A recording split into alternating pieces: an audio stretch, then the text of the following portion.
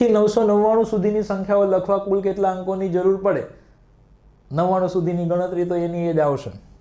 તો 1 થી 9 સુધીની સંખ્યાઓ એક અંકની છે. કુલ 9 સંખ્યાઓ, દરેકને લખવા એક અંક, એટલે કુલ 9 અંકો. 10 થી 99 કુલ કેટલી સંખ્યાઓ? તો કે 99 - 9 90. દરેક સંખ્યા લખવા માટે 2 અંકની જરૂર પડશે. તો કુલ 90 માટે 180 અંક જોઈશે. પછી તમે 100 થી શરૂ કરશો તો 999 સુધી 3 અંકોની સંખ્યાઓ આવશે.